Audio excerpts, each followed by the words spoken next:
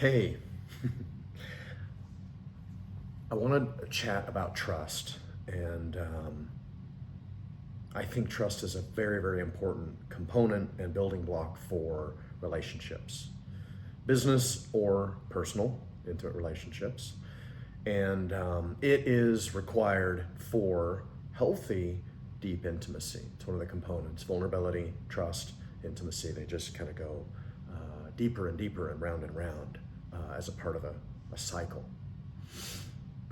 So the model that I like, I don't, think I don't bite and take it hook, line, and sinker. But a model I like a lot is the model by Stephen M.R. Covey, which is Stephen Covey's oldest son.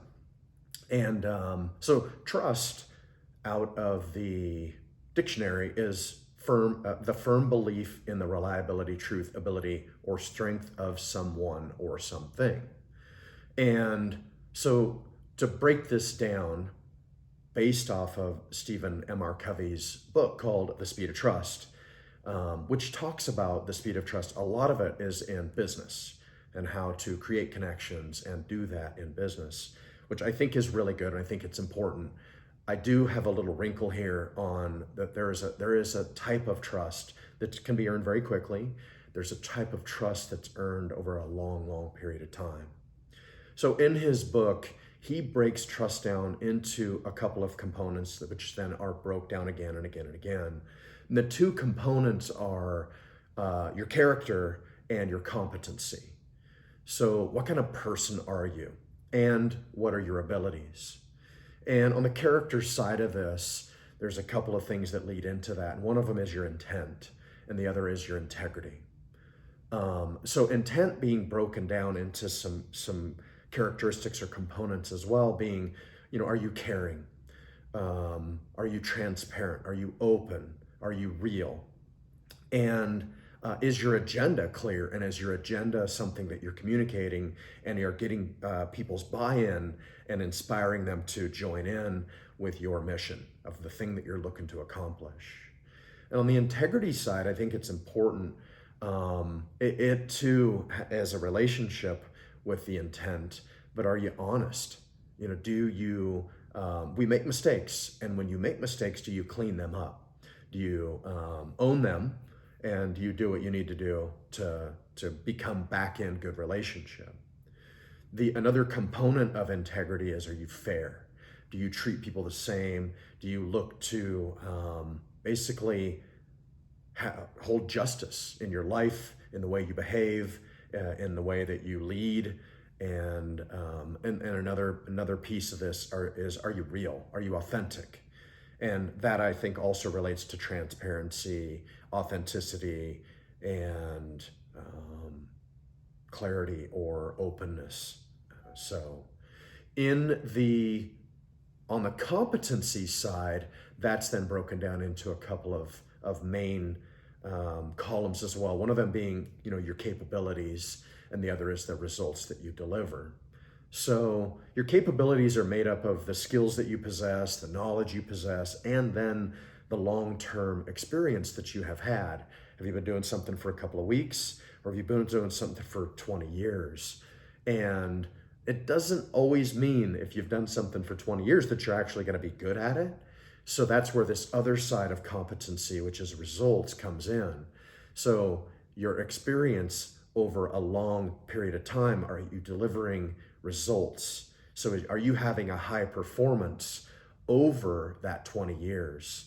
And that's what helps to create your reputation and your credibility.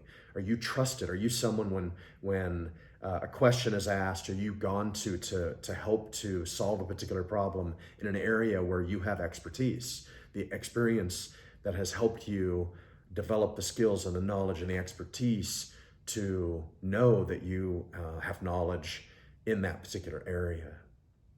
So what I had said about the results that you deliver over a long period of time help to create your reputation and your credibility. And long-term high performance directly feeds into the results you achieve and shows the competency that you possess. So this is just a quick tidbit. I do believe that this is a pretty deep masterclass on trust. And but here's what I've got for you in terms of a call to action or an opportunity. Is your agenda clear on what you're really trying to get or achieve to those around you, whether that's in your family, whether that's in the business that you're leading?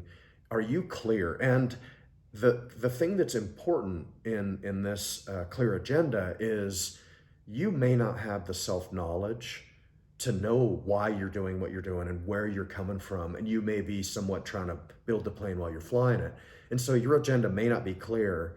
And I think that it can inhibit people's willingness to buy into what it is that you've got going. They may also not need to have a clear agenda because they trust you in terms of your reputation, your credibility, and your performance, or some of those other components. The second question I've got for you here is, when was the last time you made a mistake and you didn't clean it up? You didn't sew it up and close that loop. For whatever reason, we make ruptures and create them or are part of them.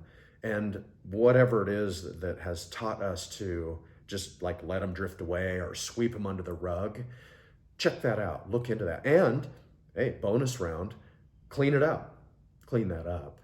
And the last thing that I want you to just ask yourself, and this goes to other blogs and videos that I've talked about, is do you demand high levels of performance of yourself in the job that you do or all the things that you do? Do you demand a high level of performance in spending time with your kids, in connecting with your partner? So I think that there's usually an opportunity there where I could demand more of myself.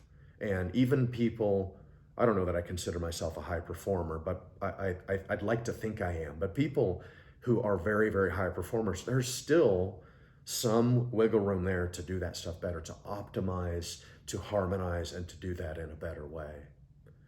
So that's what I've got. Thanks for your time. Have a great day.